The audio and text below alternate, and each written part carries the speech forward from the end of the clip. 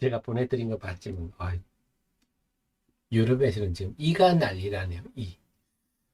제 초등학교 때, 그죠? 머리에 이 있고 그랬던 것 같은데. 유럽에 이가 있어서, 이번에 파리 올림픽 하면 이가 전 세계적으로 급속히 확산될 것 같습니다. 뭐 우리나라도 이미 뭐 계명대 기숙사에 영국 학생이 머물렀던 방에서 이가 나와서 방역한다고 난리가 났다 그러는데요. 참 어렸을 때 우리 머리에 이가 있을 때 참빗으로 막 했던 기억이 막 나는데 요즘 애들은 이가 뭔지 모를 것 같은데 그죠? 참.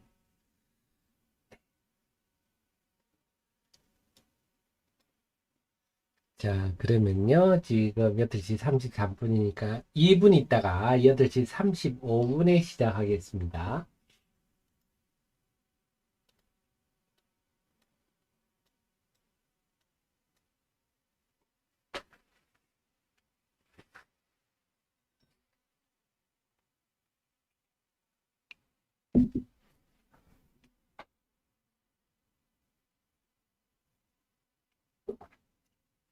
2번 주까지는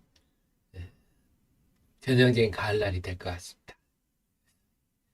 그동안 가을을 못, 근데 가을을 지금 즐기는 우리 마음이 여유가 없기는 없죠. 지금 다들 마음이 너무 무거우셔가지고, 저도 지금 잇몸이 부었습니다. 스트레스 받아가지고요. 스트레스는 우리 몸에 잇몸하고 위로 제일 먼저 갑니다. 그래서 막 여러분 스트레스 받으시고 위가 막 따갑고 그러시죠. 그 외에 스트레스는 우리 몸에 어디로 퍼질지 모르는 참 만병의 근원입니다. 일체유심조라고 우리가 참 마음을 평온히 모든 게 마음에 달려 있습니다. 마음을 평온히 하려고 노력해야 될 것 같은데요. 오늘은 그 얘기. 뚜벅이님, 현숙님 어서 오시고 뚜벅이님 오래간만 아닙니까? 자주 뵙겠습니다. 자, 그럼 20초 후에 시작할게요.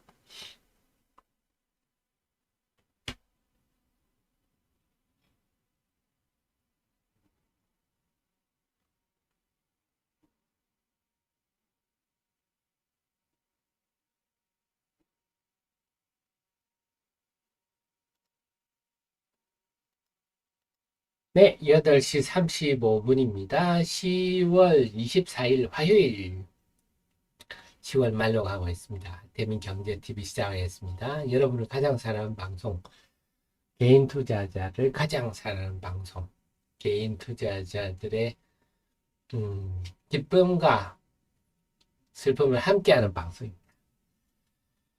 자, 어제 미국 시장이 좀 아쉬웠어요. 좀 아쉬웠는데요.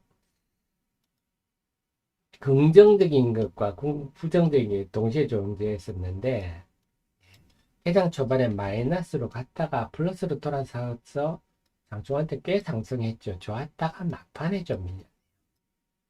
뭐좀 아쉽지만 그래서 어제는 뭐 절반의 성공이었다 이렇게 볼 수가 있습니다. 그 속에서 그 말씀을 참 그리고 미리 공지를 드리면 제가 요거 중앙첨단 소재 제가 회사 탐방을 해서 영상을 만들었습니다. 그래서 요거 한번 보시면 여러분의 궁금한 것들이 다 제가 집중적으로 물어봤기 때문에 그래서 앞으로 다른 회사들도 이렇게 탐방을 갈 수 있도록 뭐 물론 회사에 좀 고위 관계자라야 무슨 알맹이 있는 게 나오지 않겠습니까? 그래서 그런 회사를 골라서 여러분께 알려드리도록 하겠습니다. 그래서 이기방, 주식사랑방, 이기방, 제가 하는 방은 주식사랑방 1기방, 2기방이 있는데요. 2기방은 16430입니다. 입장 번호가요. 들어오시면 필요한 정보들만 이렇게 쭉 올려드립니다. 이렇게 쭉 올려드리니까 저는 리딩 같은 건 안 하니까요. 리딩은 늘 말씀드리지만 그건 불가능한 영역이다. 인간으로서는 그걸 리딩을 해서 주식을 사세요, 팔세요, 장중에 해가지고 그렇게 잘할 것 같으면 자기가 재벌되고 말죠. 뭘 남들한테 추천하겠습니까?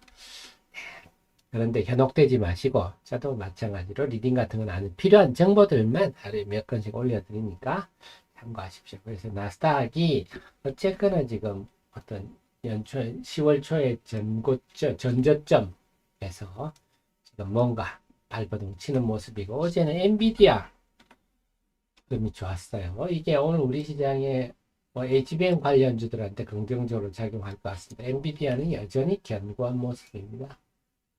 견고한 모습. 여기서 강한 양봉이 나쁘지 3.8%나 올라서 역시 시대는 AI로 가고 있다. 그건 뭐 거스를 수 없는 대세인 것 같습니다. 오늘 AI 때문에 HBM3 관련주, 소부장주 등이 시장에 좀 탄력을 보일 것 같고, 또 하나가 제가 자료를 보내드렸었는데요. 요거를 한번 보실까요? 이게 적지 않은 의미인데요. 리틀 버핏. 참 시장에 이런 뭐랄까 어른이 있는 게 참 필요한데 우리 시장에는 이런 사람이 없어요.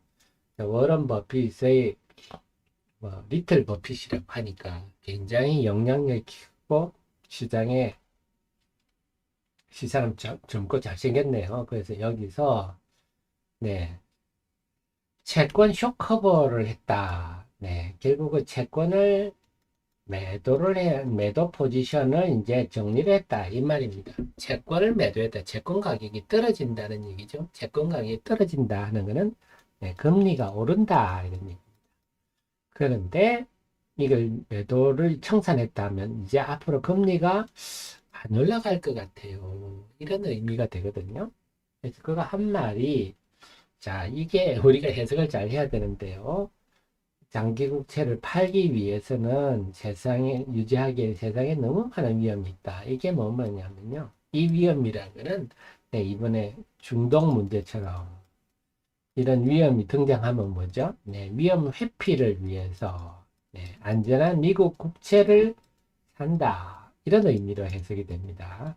그래서 세상에 너무 많은 위험이 있어서 경제적 문제보다는 이런 지정학적 문제 때문에 미국 국제 수요가 증가할 환경이라서 네, 한마디로 뭐 중동에 확전이 나면 채권 가격이 떨어질 수가 있다.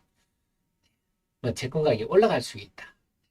국채 수요가 몰려서 그런 금리가 떨어지는 거죠.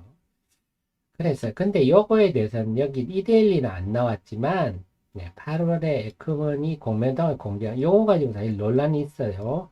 왜냐 에크먼 같이 영향력 있는 사람이 국채를 공매도 그때 당시에 5%까지 갈 수 있다. 30년물 볼 수 있다는 5.5%까지 가지. 이게 시세 조정 행위에 해당하지 않느냐 하고 미국에 논란이 된 바가 있습니다. 그래서 요 가지고 지금 말들이 있는데 이건 우리한테도 시사하는 바가 크죠. 우리나라는 지금 뭐 시장에 어른은 없고 네, 막 목표가 550만 원, 목표가 390만 원 막 이러면서 내 주식 사세요 하는 분들이 많은데 있는데 그것도 이런 논란이 될 수는 있다. 그렇다 한두 번 유튜버니까 한두 번 정도는 뭐 자극적으로 하는 건 인정하는데 계속 그러시면 곤란하겠죠. 그래서 어쨌거나 국채금리가 장중에 5%까지 갔다가 10년물 기준으로 4.8%대로 떨어졌다. 이것도 긍정적이다 봐야 되겠습니다. 자, 그래서 어제 미국 시장 나스닥이 장중에 강하다가 막판에 조금 고꾸라진 게 아쉽기는 하지만 채권 시장 국제 유가도 어제 소폭 하락했습니다. 전반적으로 그 다음에 엔비디아 국제유가도 양지 하락했죠. 그 다음에 국제유가 측면에서 보면 중동 분쟁이 별로 큰 영향이 없는 네, 많이 빠진 데 대한 기술적 반등 정도로 봐도 될 것 같아요. 그 속에서 엔비디아가 의미 있는 강세를 보였기 때문에 결국은 어제 미국 시장 흐름은 우리한테는 좀 긍정적으로 작용할 그런 움직임이었다 볼 수가 있습니다. 그 속에서 요즘은 제가 기업 분석보다는 시장 흐름에 대한 분석을 좀 많이 해드린데요. 어제 제가 이 자료를 올렸었습니다. 자, 이슈 분석 들어가시면요. 참 이슈 분석도 제가 참 요즘 참담한데 옛날에는 이제 낙폭과대주 하면 한 4, 5일 하면 낙폭과 대출이 반등을 해가지고 그 다음에 제가 계산할 필요가 없는데 계속 하게 되네요. 자, 지금 제가 드리고 싶은 말씀이 뭐냐. 우선 이 얘기부터 드리고 싶어요. 반대매매 이 얘기를 드리고 싶은데 네. 요거는 이렇게 이어서 말씀드릴게요. 올해 벌어진 일들 보면 제가 참 주식시장을 30여 년 경험하지만 1988년 12월부터 제가 주식시장을 몸을 담았는데 야, 올해처럼 이런 일들이 많은 거 처음 봤어요. 올해 발각된 사건들 4월 24일 날 라더견 사건, 6월 14일 바른투자연구소, 그리고 그제 영풍재지 라더견 사건 8종목 한 바른투자는 5종목 한가 이런 경우는 전 없었어요. 예전에는 그래 한두 종목 가지고 세력들이 뭐 하고 뭐 이런 정도의 영세하다 그럴까요? 지금은 이걸 보면 참 기업화되고 네트워크화됐다. 뭐 조직화 이렇게 표현을 써도 될 것 같고요. 이런 일들이 근데 이런 일들이 또 장기간 벌어져요. 장기간. 그러니까 참 작전 세력들도 많이 영리해졌어요. 그러니까 라드겐 사건 같은 건 거의 뭐 2020년부터 살감살감 시작해요. 몇 년을 해왔네요. 그러다가 한 방에 쿵 해가지고 이제 원위치 다 해버리는데 대성홀딩스입니다만 그래서 차익 결제 CFD까지 이용하는 이건 신용보다 더 네, 레버리지를 크게 일으키는 거다 보시면 됩니다. 신용융자 등을 이용해서 네, 조직적으로 이거는 뭐 시세 조정을 피하기 위해서 금감원 출신 직원까지도 고용해서 주문은 그 부자 주인의 집 근처 가가지고 하는 아주 고도의 그래서 건등 8종목이 결국 4월 24일 SG증권에서 물량이 쏟아져가지고 오전 11시, 12시 사이에 쏟아져가지고 한가를 꽂혀서 지금 원위치 다 했다. 다울투자증권은 뭐 주가 떨어질 때 슈퍼개미가 달라붙는 바람에 좀 나쁘게 적었는데요. 나머지 종목은 네, 원위치했다. 바른투자연구소도 마찬가지. 대한방직 이런 걸 자기는 뭐 가치주다 이렇게 얘기를 하는데 무지 좋게 봐주면 무지한 거고요. 나쁘게 보면 가치를 빙자해서 주가 조작을 했다 이렇게 볼 수가 있는데 대한방직 그러니까 딱 보시면 여러분 보시죠. 이제 거래량이 작은 종목 가지고 수급을 하면 되겠지. 이게 하수들이 초보자들이 하는 짓들입니다. 영풍재지 사건은 조금 성격은 다른 것 같아요. 이거는 대한금속 부자본 M&A라 그럴까요? 여기서 한 종목들이 이렇게 되더라고요. 그런데 이미 두 개는 상장 폐지됐고 이번에 영풍재지가 터졌는데 요거는 조금 성격은 조금 다른 것 같습니다. 어쨌거나 이런 일이 뻥뻥 여기 안 나와서 그렇지 이런 개별 종목별로 한두 종목씩 이런 일들도 꽤 있었어요 올해. 그 다음에 또 하나가 이제 역대급 반대. 저는 처음에 반대매매가 많다는 말에 이해를 못했어요. 반대매매란 거는 우리가 신용융자를 했는데 뭐 담보 부족이 나서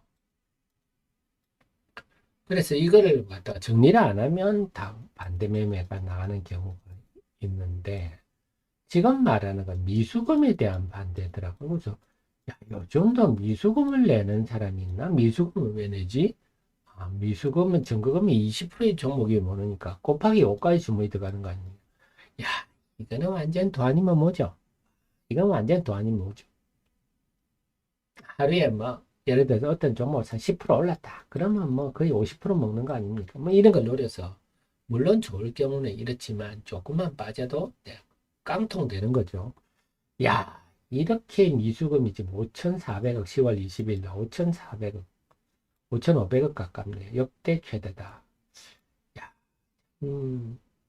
이렇게 주식을 또 아니면 모식으로 투기적으로 하나? 왜 이렇게 해야 되지?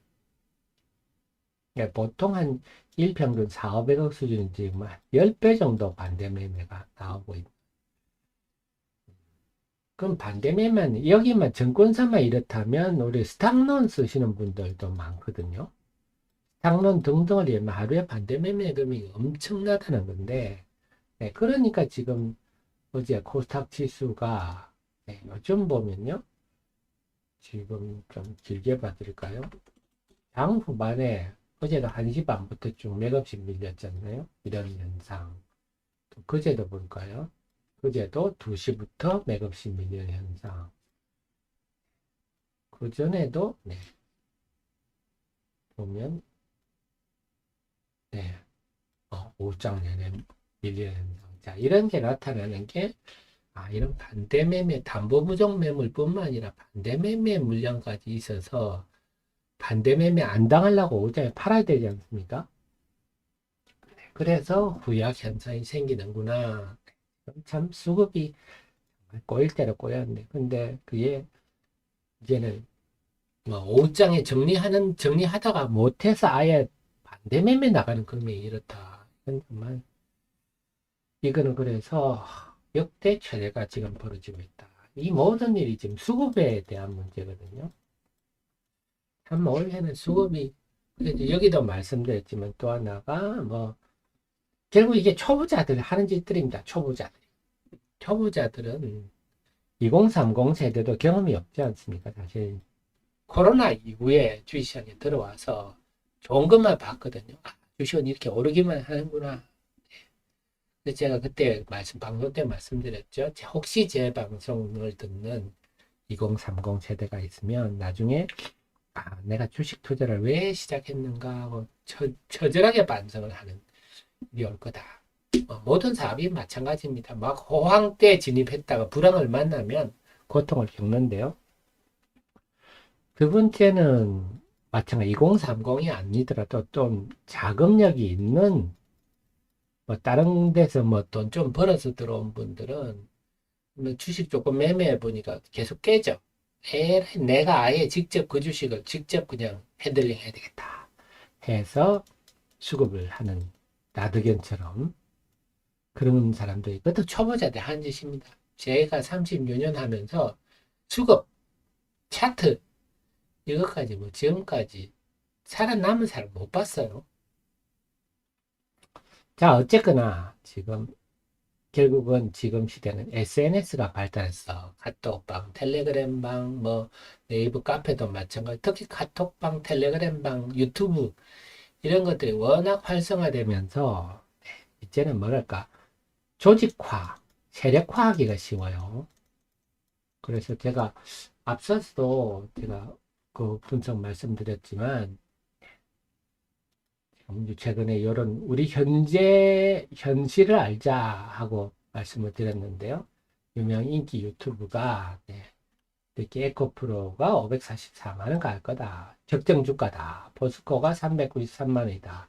이걸 한두 번 이렇게 얘기할 수 있는데 주구장창 나가서 얘기하니까 그 영향으로 개인 투자자들이 그 인기 유튜브라서 인기가 많죠. 그래서 지금 개인 투자 7월부터 10월까지 순매수 상위 7 종목 중에 5종목이 그분이 추천한 종목.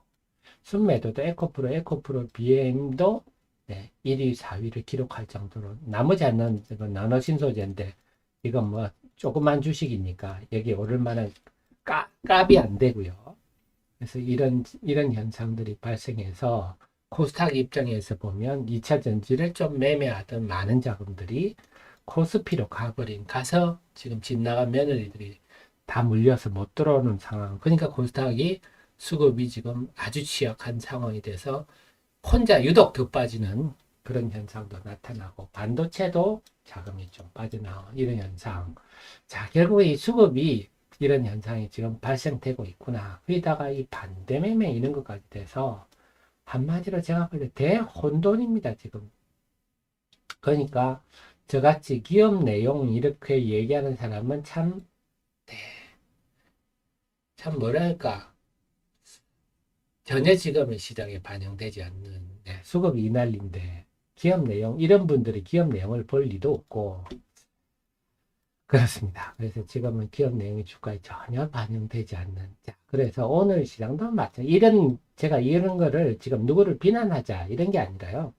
이런 현상을 우리가 정확히 시장의 흐름을 알아서 그러면 그에 맞는 대책을 세워야 된다.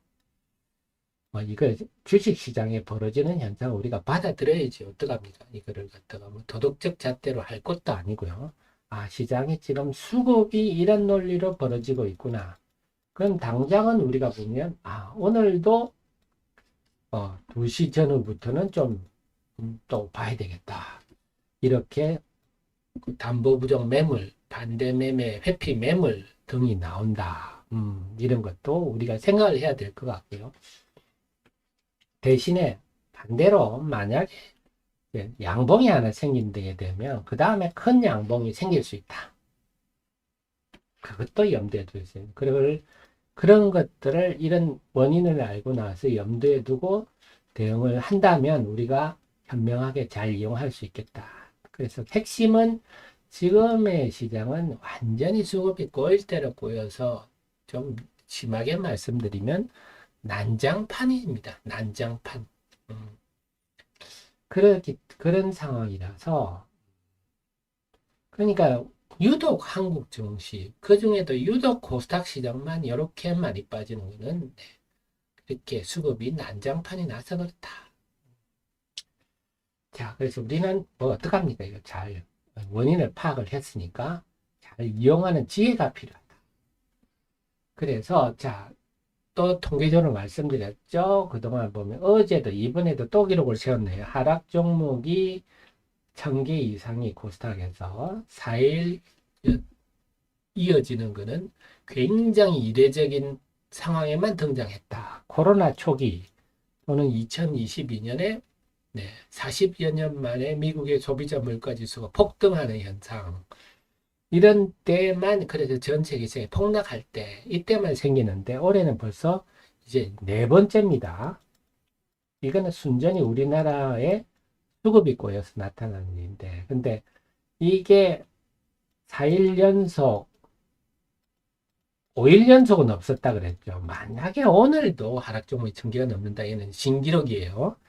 5일 연속, 4일 연속까지만 있었다. 그 다음에는 상승 종목과 급증하는 그런 흐름이 나타났다.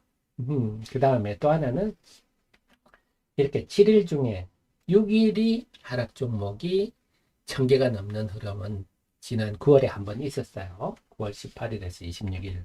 다 올해 기록입니다. 그 다음에 또 상승 종목이 1000개가 넘는 급반등장이 나타났다. 그렇게 본다면 오늘은 좀 지수도 플러스 되고 상승 종목도 1000개 이상이 되는 흐름이 나타날 가능성이 높다. 지금까지 통계적으로 경험적으로 본다면요. 이렇게 볼 수가 있습니다. 근데 어제 미국 시장 흐름으로 볼 때 이렇게 될 환경은 만들어졌어요. 결국 남아있는 거는 남아있는 거래. 그리고 지금 이런 하락 국면의 이유가 다 수급이라 말씀을 드렸지 않습니까? 담보 부정 매물, 신용담보가 신용공여 잔고가 1조 이상 급감을 했죠. 그래서 거기다가 사상 최고의 반대매매 등등 완전 지금 뭐 수급이 난장판인데요. 네. 그렇지만 오늘은 반등이 나타날 가서 만약에 오늘 큰 양봉이 나면 내일도 큰 양봉이 날 수 있겠구나. 이걸 염두에 두고 결국 우리도 마찬가지입니다. 지금 이런 상황에서 중장기 투자 계획을 세운다는 것은 비합리적이겠죠. 그래서 우리도 상황이 이러니까 우리도 단타 위주로만 대응해야 돼요. 이렇게 되겠습니다. 우리 라떼는 말이야 세대들한테는 참 힘든 장이죠. 우리는 주식 사면 팔지도 않고 매매도 잘 안 하는데 그리고 역시 마찬가지입니다. 여러분들이 이 하락 종목 하락률들이 사실 기록적이죠. 9월 이후입니다. 9월 이후 9월 이전에 한 7, 8월 계산하면 모든 종목이 다 해당됩니다.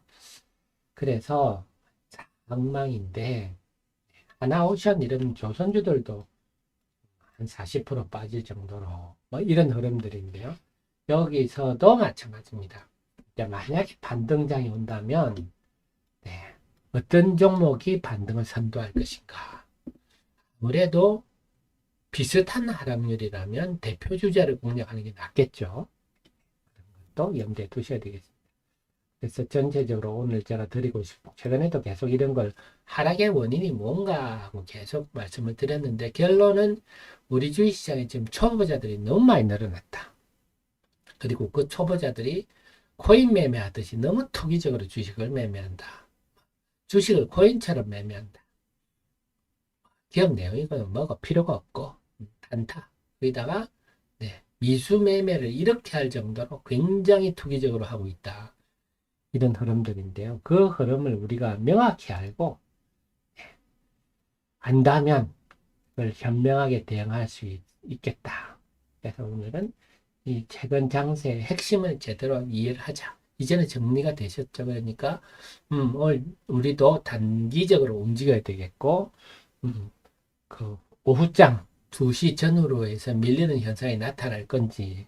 그래서 이런 현상이 없어지려면 아침에 쾅 올라버려야 됩니다. 오전장에 쾅 한 2% 정도 올라버리면요.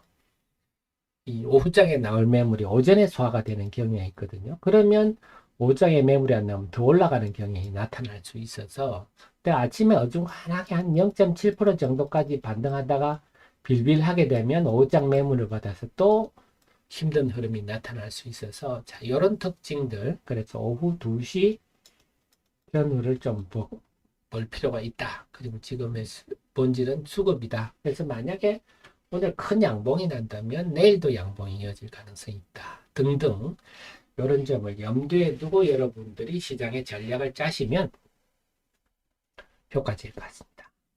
그 다음에 은형님 자 그러면요 30초 후에 개장 방송하면서 은형님 설명 드릴게요.